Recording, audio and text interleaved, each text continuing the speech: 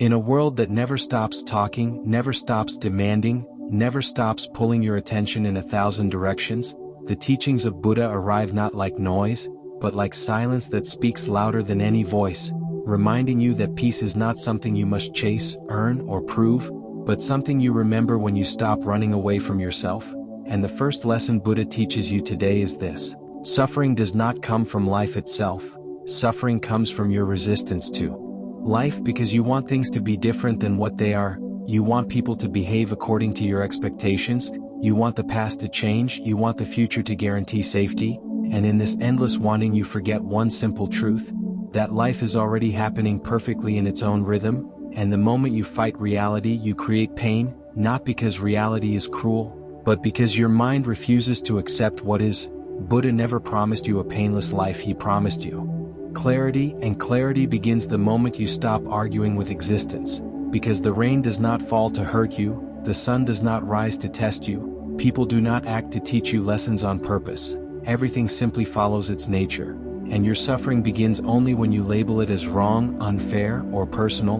Buddha saw that humans suffer not because they are weak, but because they cling. They cling to pleasure as if it will last forever, they cling to people as if they own them, they cling to identities as if they are permanent, and when life inevitably changes, the clinging turns into pain, anger, fear, and disappointment. And this is why Buddha's wisdom feels uncomfortable at first, because it does not flatter the ego. It does not say, you deserve better than life.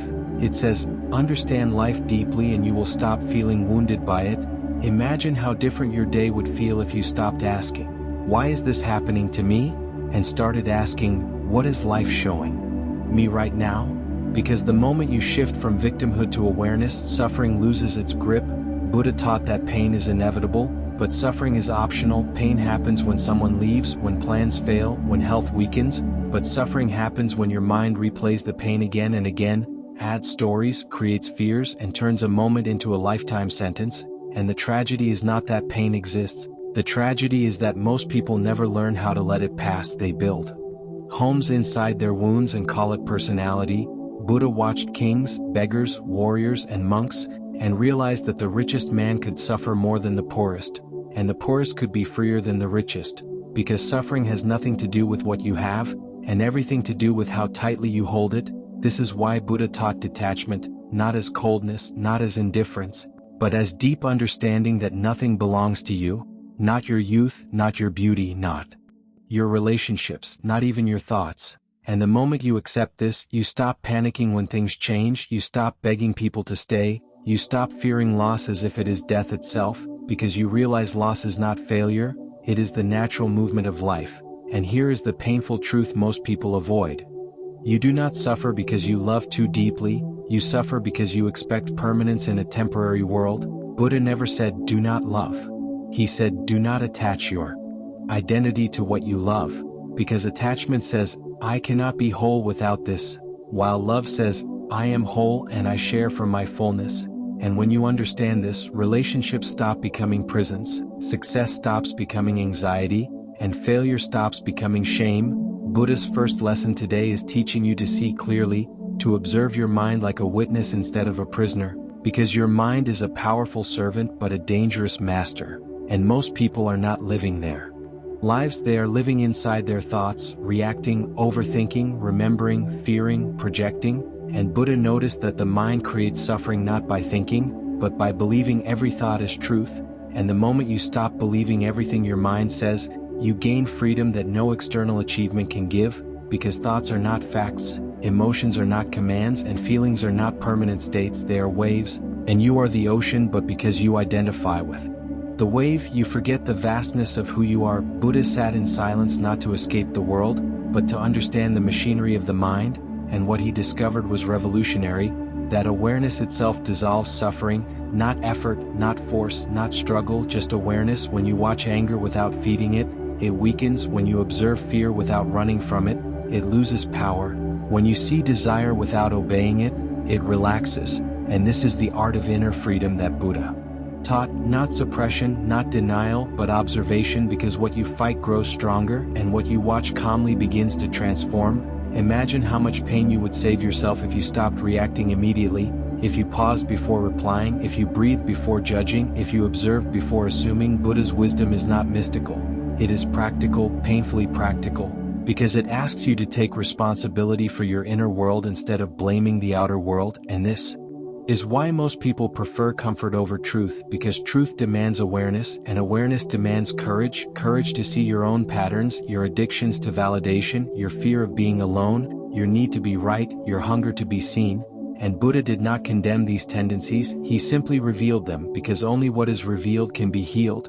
And the moment you see your suffering clearly, without drama, without self-pity, without excuses, something extraordinary happens. You stop being consumed by it, you start understanding it, and understanding is the beginning of liberation. Buddha's teaching is not about becoming someone new, it is about unlearning what you are not, unlearning the false identities, the borrowed beliefs, the conditioned fears, and returning to your natural state, which is calm, aware, and complete. And this is why even today, centuries later, his message feels alive, because the human mind has not changed, it still clings, still fears, still seeks outside what can only be found within. And the first lesson Buddha gives you today is an invitation, not a command, an invitation to stop fighting life, to stop blaming fate, to stop exhausting yourself by trying to control what cannot be controlled, and instead to sit with reality as it is, because the moment you stop resisting, you start living, and when you start living fully, suffering no longer defines you. It simply passes through you like a cloud passing through the sky, leaving the sky untouched, vast and free. The second lesson Buddha teaches you today is not comforting at first, but it is the most liberating truth you will ever understand, and that lesson is this: everything you see, touch, feel, love, fear, and cling to is temporary, and your pain does not come from loss itself, it comes from forgetting this truth again and again, because deep down you live as if things should stay the same, as if people should remain loyal forever, as if success should never fade, as if happiness should be permanent once achieved. But Buddha saw clearly what most humans refuse to accept: that impermanence is not a mistake in life, it is the very design of existence, because if nothing changed, growth would be impossible, learning would be unnecessary, and awareness would never deepen. Yet the human mind fears change more than it fears suffering, so it chooses familiar pain over unknown freedom. And this is why people stay in toxic relationships, dead careers, false identities, and emotional prisons, because at least suffering feels predictable, while change feels like death. Buddha watched seasons change, bodies age, empires fall, and emotions rise and dissolve, and he understood that clinging to anything in a moving world is like trying to hold water in a closed fist. The tighter you grip, the faster it escapes, and still humans continue to grip. They grip love as possession, they grip youth as identity, they grip status as self-worth, and when life inevitably takes these things away, they do not just feel sadness, they feel betrayed, as if existence broke a promise it never made. And here lies the silent wisdom Buddha offers you. Life never promised permanence, your mind invented that promise, and then suffered when reality refused to honor it. Imagine how much lighter your heart would feel if you stopped demanding guarantees from life, if you stopped asking people to never change, if you stopped expecting happiness to stay forever, because Buddha did not teach impermanence to make you hopeless, he taught it to make you fearless, because once you truly understand that everything passes, fear loses its foundation, anxiety loses its urgency, and attachment loses its power over you. When you know pain will pass, you stop panicking. When you know joy will pass, you start appreciating. When you know relationships will change, you stop controlling. When you know your body will age, you stop postponing life. Impermanence does not steal meaning from life, it gives life meaning, because a sunset is beautiful precisely because it does not last. A flower is precious because it will wither. A moment is sacred because it will never return. Yet humans live as if time is infinite, wasting years on resentment, postponing love, delaying courage. And Buddha looked at this tragedy and said nothing dramatic, he simply smiled and taught awareness, because awareness turns impermanence into wisdom instead of fear. Buddha noticed that the mind suffers most not during loss, but before loss, anticipating it, and after loss, resisting it. Very rarely does the mind stay present during what actually is, and this is why people suffer more in imagination than in reality, because they are always mourning what is gone or fearing what might go, never fully touching what is here. And Buddha taught that the present moment is the only place where life exists. Everything else is memory or projection, and memory and projection are fertile grounds for suffering.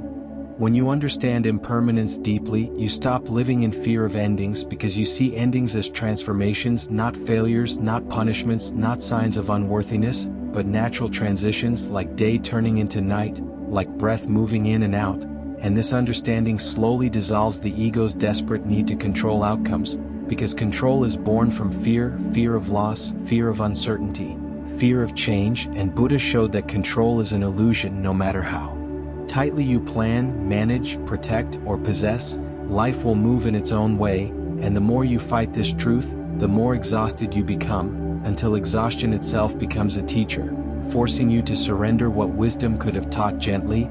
Buddha's teaching on impermanence is not pessimistic, it is deeply compassionate, because it frees you from unrealistic expectations, it allows you to love without chains, to enjoy without anxiety, to grieve without drowning, because you understand that nothing staying is not a personal attack, it is the law of existence, and when this understanding sinks into your bones, something remarkable happens.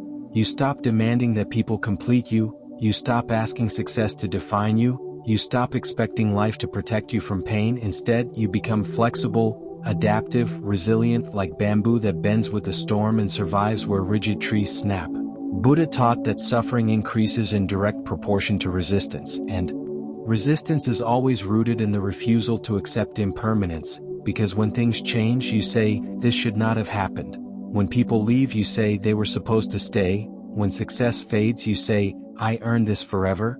But existence does not operate on fairness as the ego defines it, it operates on flow, and flow cannot be owned, only joined. Buddha did not tell people to withdraw from life. He taught them how to dance with it, how to move with change instead of breaking under it, because when you move with change, pain turns into growth and growth turns into wisdom, but when you resist change, pain turns into bitterness and bitterness turns into identity, and then people say, this is just how I am, not realizing they are carrying unprocessed loss disguised as personality. Buddha's lesson today asks you a difficult question.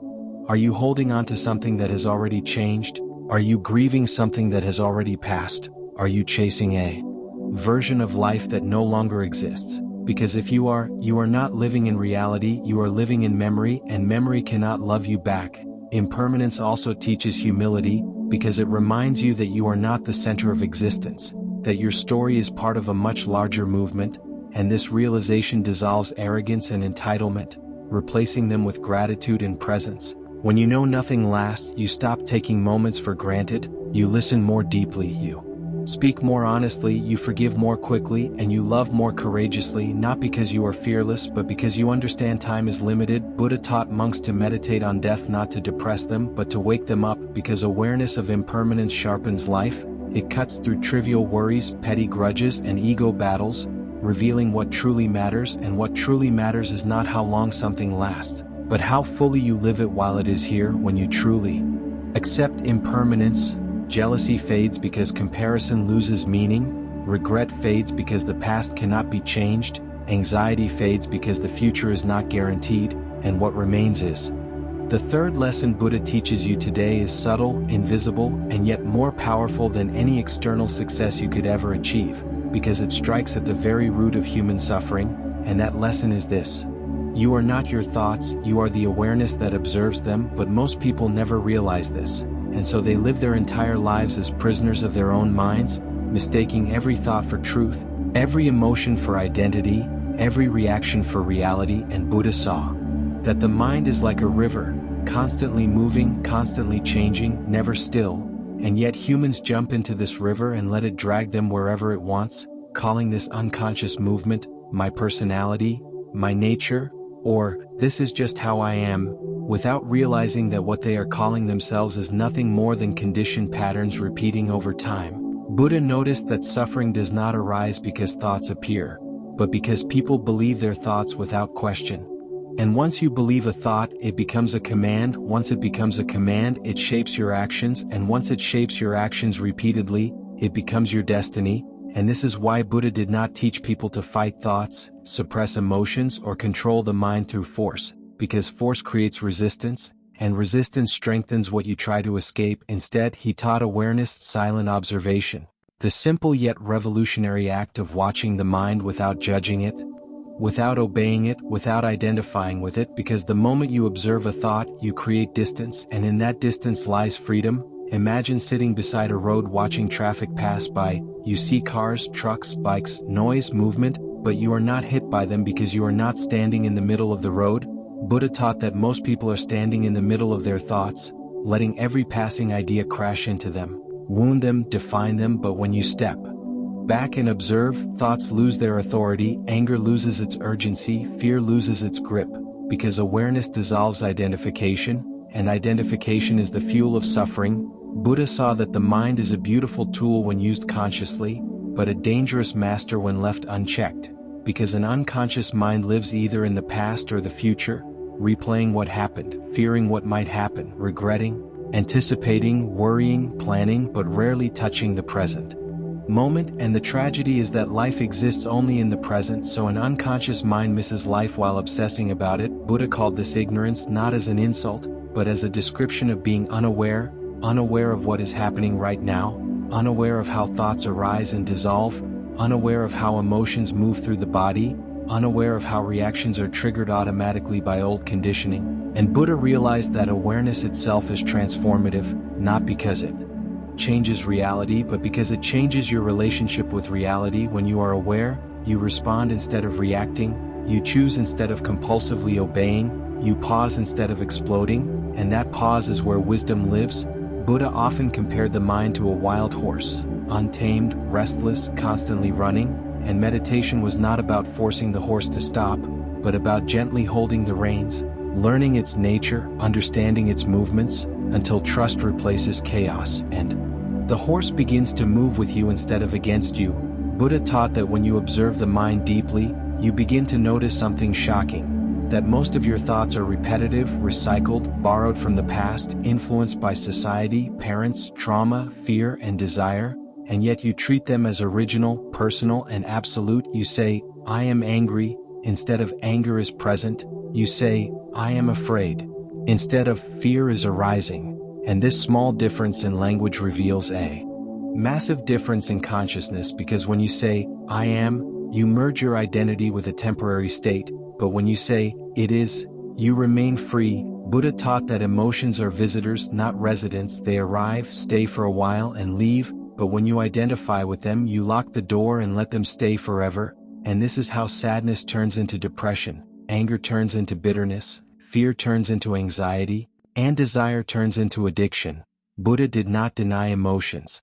He honored them by letting them pass naturally, because suppression traps energy and indulgence strengthens it, but awareness releases it. When you watch anger without acting on it, it burns itself out. When you observe fear without running from it, it dissolves. When you notice desire without obeying it, it relaxes. And this is not theory, it is lived experience tested by centuries of practitioners, because the mind feeds on attention, and when you stop feeding destructive patterns with unconscious attention, they weaken naturally. Buddha's teaching here is deeply empowering because it returns responsibility to you, not responsibility for what happens in life, but responsibility for how you relate to what happens. And this is where true freedom begins, because you may not control the world, but you can observe your response to it, and that observation changes everything. Buddha taught that awareness is like light. Darkness cannot fight light, it disappears when light is present. In the same way, ignorance dissolves when awareness arises, not through effort, not through struggle, but through seeing clearly. And once you begin to live as the observer rather than the thinker, something profound happens. You stop being controlled by praise and blame, success and failure, gain and loss, because you see them as passing experiences, not definitions of who you are. You become grounded, stable, centered, not because life becomes predictable, but because your inner position becomes unshakable. Buddha taught that peace is not found by rearranging the outer world, but by understanding the inner one, and understanding begins with watching, not judging, not fixing, just watching, because the moment you try to fix the mind aggressively, you create a new conflict, a new identity, a new struggle. But when you watch patiently, compassionately, without motive, the mind slowly reveals its patterns, its fears, its wounds, and in that revelation lies healing. Buddha's third lesson today invites you to step out of the noise and into awareness, to realize that the voice in your head is not your true self. It is a tool shaped by conditioning, and you are the silent presence behind it, unchanged by thoughts, untouched by emotions, vast enough to hold every experience without being consumed by it, and when you taste this presence even for a moment, you understand why Buddha said that freedom is not something you achieve in the future, it is something you recognize now because the cage was never real, only unnoticed. The fourth lesson Buddha teaches you today goes straight into the heart of why human beings feel restless even when their lives seem complete, why success does not bring peace, why pleasure fades into emptiness, and why the mind is never satisfied for long, and that lesson is this. Desire itself is not the enemy, unconscious desire is, because Buddha never taught people to stop wanting through force or repression. He taught them to see desire clearly, deeply, honestly, because desire promises happiness in the future while stealing peace from the present, and the mind lives in a constant illusion that fulfillment is always one step ahead. One more achievement, one more relationship, one more purchase, one more validation. And this endless reaching creates a quiet anxiety that never rests. Buddha observed that the human mind is like a thirsty traveler drinking salt water. The more it drinks, the thirstier it becomes, and still it keeps drinking, believing relief will come from the same source that caused the thirst. Desire works the same way. It convinces you that happiness is just beyond where you are now, and as long as you believe this, you remain psychologically poor, no matter how rich your outer life becomes. Buddha saw kings surrounded by luxury who could not sleep in peace, and monks with nothing who slept like children, and he realized that suffering has nothing to do with what you possess, but everything to do with how strongly you believe happiness depends on possession, because desire is born from the idea that something is missing in you, that you are incomplete without achievement, recognition, love, control, or certainty, and as long as you carry this belief, every desire becomes a chain tying your inner state to outer conditions. Buddha did not say desire is bad. He said, desire is dangerous when you are unaware, because unconscious desire creates attachment, and attachment creates fear, fear of not getting, fear of losing, fear of being less, fear of emptiness, and this fear quietly controls your decisions, relationships, and self-worth. Buddha noticed that people rarely desire what they truly need.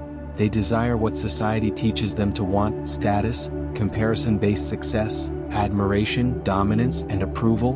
And because these desires are borrowed, they never satisfy. They keep the mind restless, always chasing, never arriving. And Buddha called this cycle samsara, the endless loop of wanting, gaining, fearing, losing, and wanting again, not as a religious concept, but as a psychological reality playing out every day in human lives. And what makes desire so powerful is not the object itself, but the promise attached to it, the promise that, when I get this, I will finally be okay. But Buddha saw clearly that nothing external can permanently fulfill an internal lack, because the lack itself is an illusion created by the ego. And this is why even fulfilled desires leave behind a strange emptiness, because the mind immediately moves to the next target, saying, that wasn't it.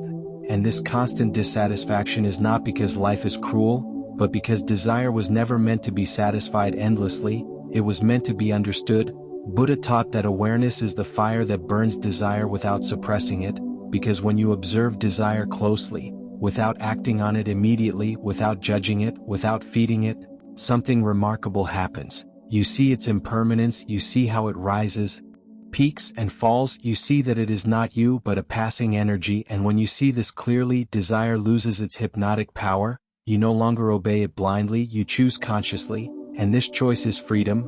Buddha warned that suppressing desire only pushes it into the unconscious, where it returns stronger, distorted, and destructive, but indulging every desire makes you a slave, endlessly dependent on external stimulation, and so he offered a middle path, not repression, not indulgence, but awareness, because awareness transforms desire into understanding, and understanding dissolves compulsiveness. When you sit with a desire instead of rushing to satisfy it, you begin to notice the stories attached to it, the fear underneath it, the insecurity driving it, and once seen, these patterns lose authority over you. Buddha taught that most suffering is future-oriented, created by desires pulling the mind away from the present moment, because desire says, now is not enough, and the moment you believe this, peace disappears. Even if nothing is wrong, even if life is kind, even if the moment is safe, desire creates a subtle dissatisfaction that poisons contentment. Buddha did not teach people to become passive or ambitionless. He taught them to act without attachment, to work without clinging to outcomes, to enjoy without demanding permanence, to love without possession, because attachment turns joy into anxiety, and awareness turns action into meditation. When you act without attachment, success does not inflate you, failure does not destroy you, praise does not addict you, and criticism does not crush you, because your inner state is no longer dependent on external results.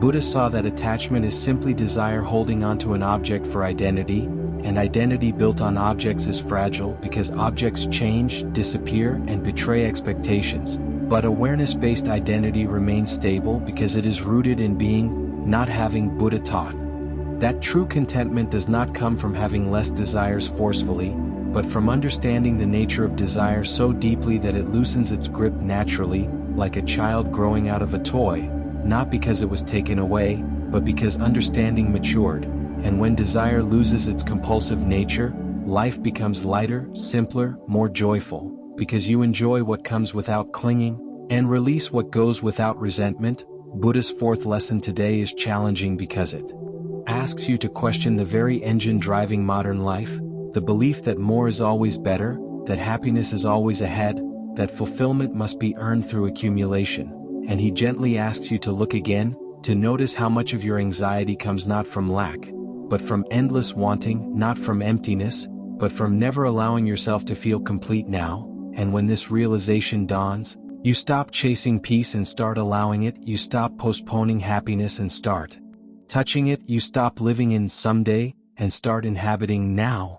And Buddha said that the moment you are fully present, desire loses its urgency because presence is fullness and fullness has no need to chase. And this is why awareness is liberation, because it reveals that what you were seeking outside was always available inside, waiting patiently for you to stop running.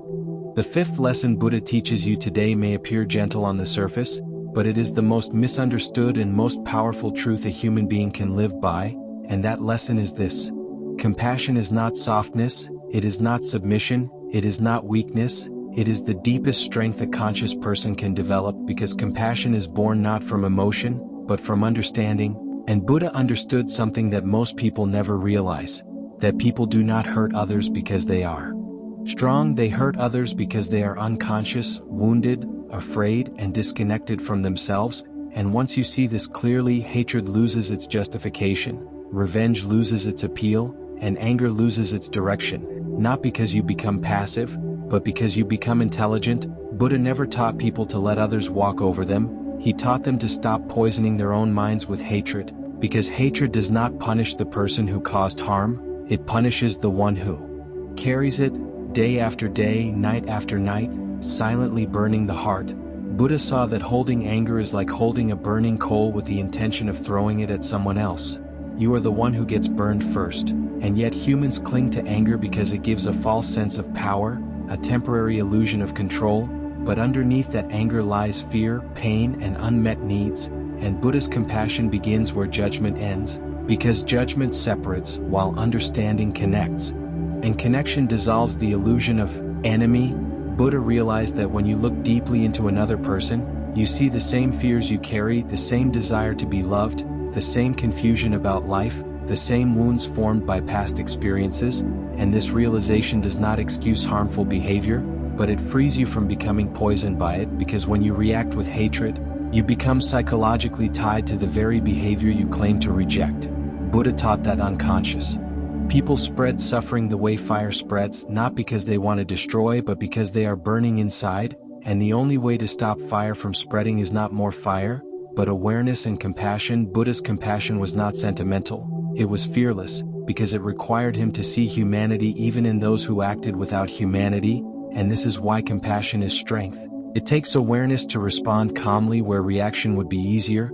It takes inner stability to remain kind when bitterness is socially acceptable. It takes wisdom to choose peace when ego demands victory. Buddha understood that the world is already full of violence, judgment, and blame, and adding more of it does not heal anything, it only multiplies suffering. And so he taught compassion not as a moral rule, but as a practical strategy for inner freedom.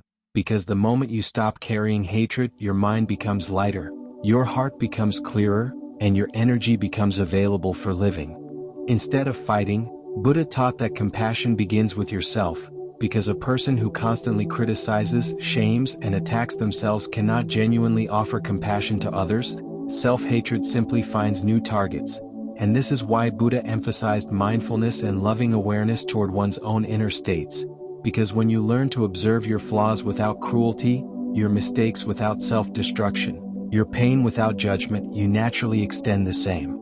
Understanding outward, compassion is not something you practice, it is something that flows naturally when awareness deepens. Buddha saw that most cruelty comes from identification with ego, the fragile image of me that must always be right, superior, respected, and when this image is threatened, people attack, defend, manipulate, or dominate.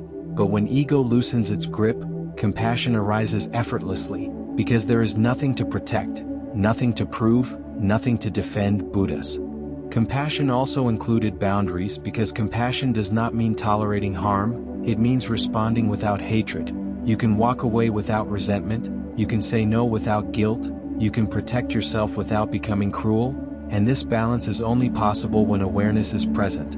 Otherwise, people swing between aggression and submission, but compassion stands in the middle, grounded and clear. Buddha taught that when you meet hatred with hatred, you continue the cycle, but when you meet hatred with understanding, the cycle weakens, not immediately, not magically, but inevitably, because unconsciousness cannot sustain itself in the presence of awareness, and this is why Buddha said that compassion is the highest intelligence, because it sees beyond behavior into cause, beyond reaction into root, beyond appearance into truth. Compassion also frees you from the exhausting need to be offended, because when you understand that others act from their level of consciousness, you stop taking everything personally, you stop internalizing other people's projections, moods, and wounds, and this gives you emotional independence. Buddha did not want followers who were morally superior, he wanted humans who were deeply awake, because an awake person does not need enemies, does not need revenge, does not need validation through dominance. They live from fullness, not reaction, and from that fullness flows kindness without weakness, firmness without cruelty, and love without attachment. Buddha's fifth lesson today asks you to drop the illusion that anger makes you strong, that coldness makes you safe, that hatred protects you, and instead invites you to experiment with awareness-based compassion, to see how different your inner world feels when you stop carrying emotional poison, because compassion is not about changing others, it is about freeing yourself, and when you are free inside, your presence itself becomes healing, not because you try to fix anyone, but because peace is contagious, just like suffering. And Buddha knew that the world does not need more fighters, it needs more conscious beings, because consciousness is the only force that transforms without violence, heals without control, and loves without possession. And when you embody this lesson, you realize that compassion is not the end of the path, it is the proof that awareness has matured, because only a deeply free mind can afford to be kind.